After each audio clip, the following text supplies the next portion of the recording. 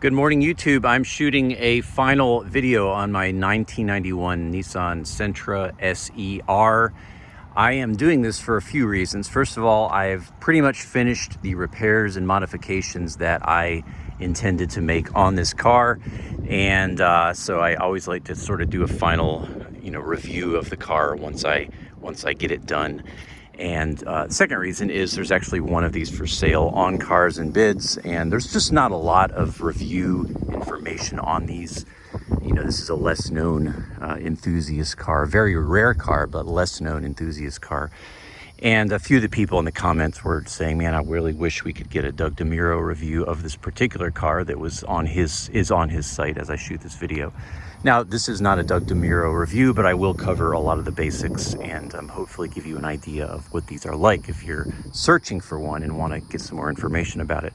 So I'll talk a little bit about the car, the history, the powertrain, the exterior, the interior features, and then I'll do a quick test drive and just give you an idea of what it's like.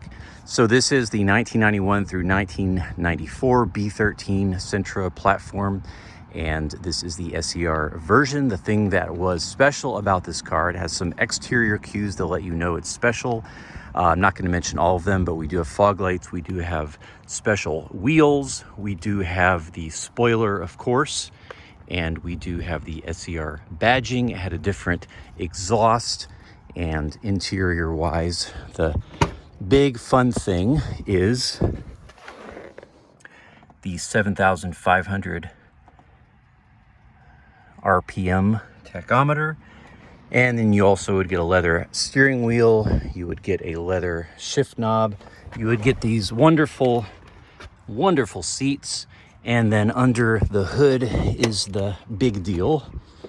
And under here, you'll find one of Nissan's probably most famous, most well-known engines. This is the SR20 DE 140 horsepower engine. This is an Infinity engine that was in the G20 Infinities. This car, however, is a lot lighter, and so you get a lot more out of the engine. Now, this car does have an aftermarket intake, but other than that, it is pretty stock.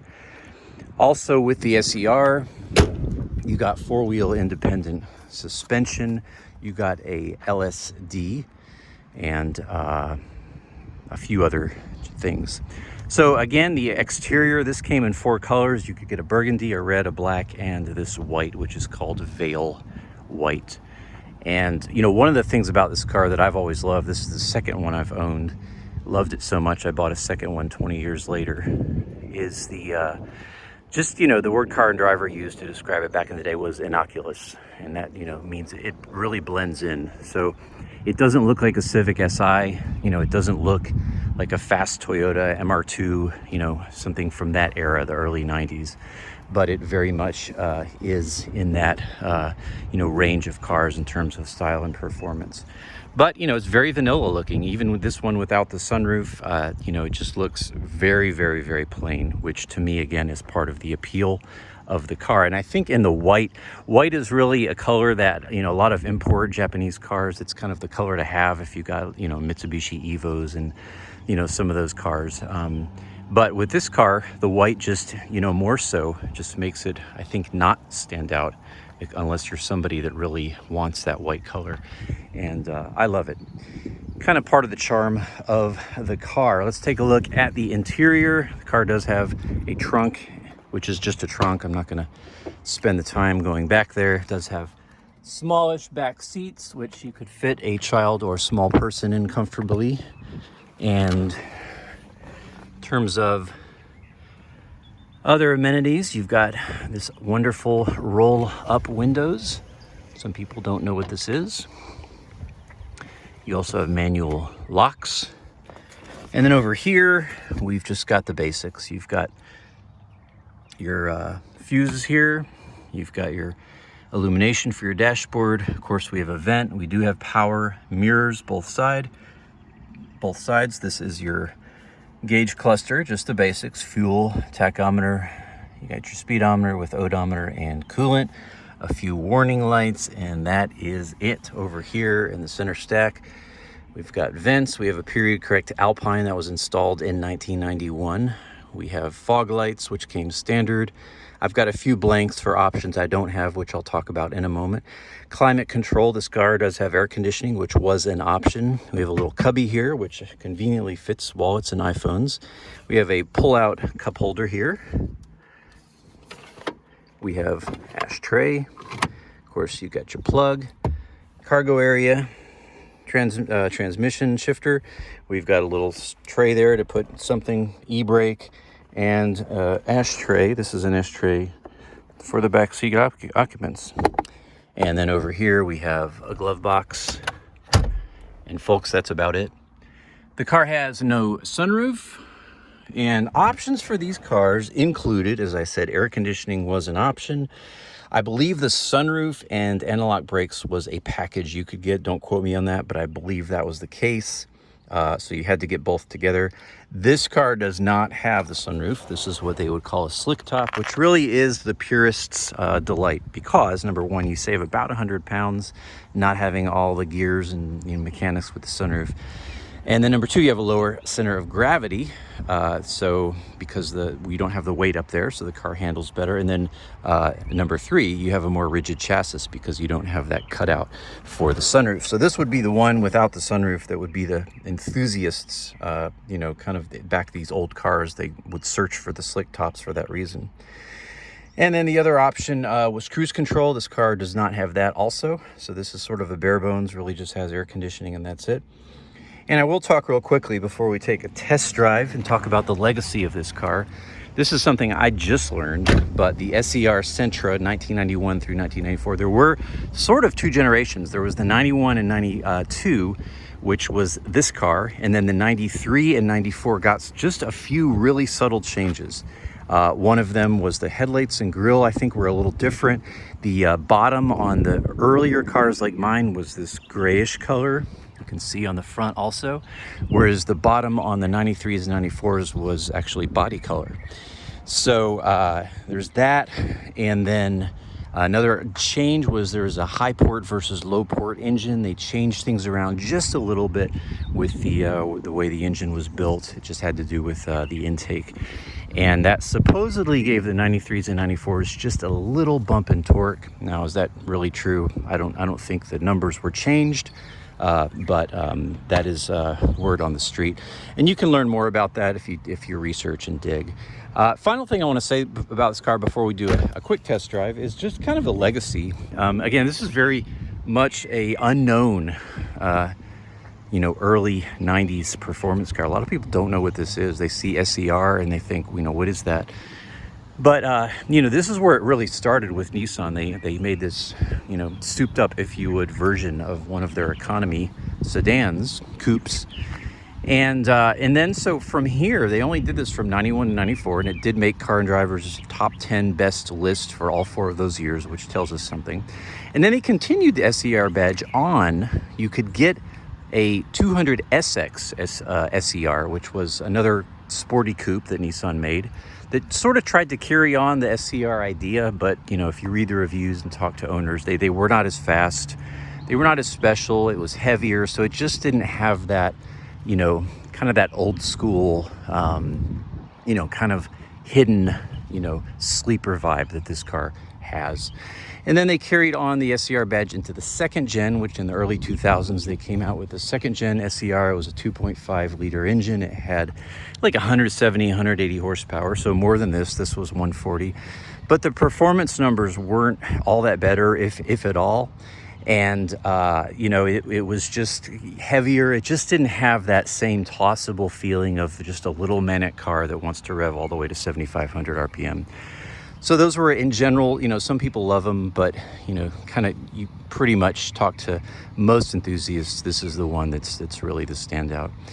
And, really comparing this to stuff of this age, I've owned a 3rd gen Prelude SI, a 5th gen Prelude SH, I've owned a Civic, 2000 Civic Si EM1, and a whole bunch of other little cars like this, a CRX SI 1991, which I still own. And, this is something, it's been very interesting for me owning a couple of these and comparing this car to those cars. And I would just say that there's something about this that really is, in some ways, more charming than those. And It really just comes down to two things. Number one, the displacement of the engine. This is a 2-liter engine. So when you're comparing this to the smaller 1.6s of the Hondas, you know, of the early Toyotas that are this, you know, this same age, you just get more. It's just the bottom line. You're getting 20 or 30 more horsepower. I would even compare this to the Civic Si, my 2000 Civic Si, which had more horsepower, but it was only accessible when you were in VTEC. And this car just has such a linear power band everywhere. And again, with that 2-liter engine, it just has more oomph. It just goes more. It feels smoother. And then the other thing about this is it's just so much more comfortable than any of those little pocket rockets. And it still is a pocket rocket, but it's built on the Sentra platform. It's got the 4-wheel independent suspension. So it really does feel very comfortable, more roomy, more smooth. You know, that's kind of maybe blasphemy to someone that wants performance, but this is just a very comfortable car. I recently took this on a 250-mile road trip, and it just drove so smoothly. Cold air just absorbs all the bumps. Felt great on the highway. Gas mileage in this is about 32, 33 on the highway. Around town, it's 28, 29, so it's very efficient. And then final thing for real this time, I want to talk about quality. This car is 162,000 miles. I've been driving now for 1,500 of those. And I got to say, it just really holds up. This is original paint. The bumpers are a little faded, as you'd expect, but look at the rest of the paint on this car. It really is the single stage paint from the early 90s. It's not perfect, but it really has held up. And just the quality, the way the doors shut, the moldings, the seats, as you saw, the interior of this car 34 years later. There's, you know, the plastics, everything really has held up well. And I gotta say, it just feels more substantial than some of those other cars I mentioned that I've owned. So, let's go for a quick test drive. And we'll see what that 140 horsepower feels like. One of the more annoying whines of any car I've ever owned. And then that seatbelt light will stay lit for about 30 seconds, whether or not you have your seatbelt engaged. Kind of a fun thing about this car.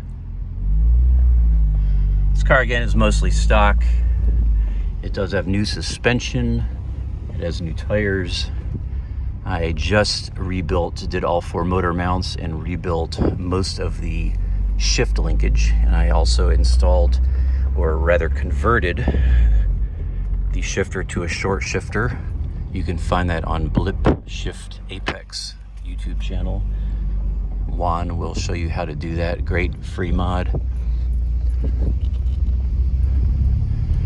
And, you know, I've said this over and over, but it just bears repeating that the thing about this engine, and I am driving with the window open just for maximum power without the air on, it just doesn't feel taxed. It feels so much stronger and more durable than some of the Hondas I've owned. And they've been also in great shape.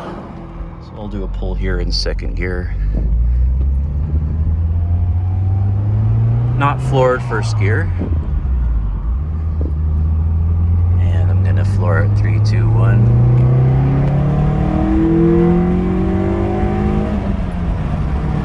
Still have it floored. So 0 to 60 on this car was, I think, 7.4 seconds back in the day. If I throttled it, beat the car hard, I did a clutch dump, I probably could get somewhere in the 7s. Don't want to do that. Don't want to abuse the car. But as you saw there, it does pull. It's nice and strong. I'm going to do another one here in a moment. Drop down to 3rd.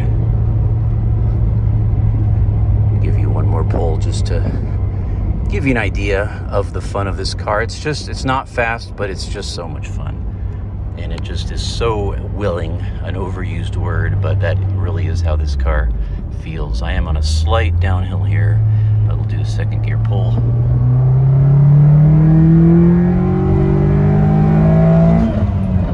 Torque peak is around 6,400 RPM, so that would be the optimal place to shift, but it does peg all the way up to 7,500 RPM. And I guess I will conclude this review. 2 other things. It does have an LSD. Can you feel it every day? Of course not, is the answer. It's something that if you took the car on the track, you'd feel it.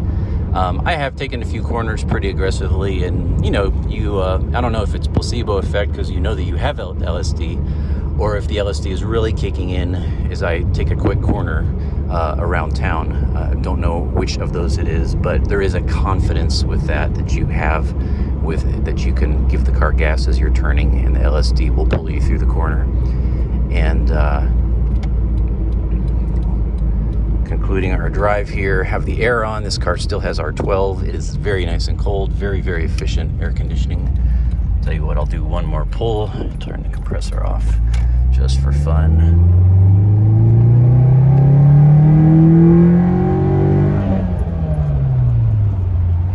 Super willing engine.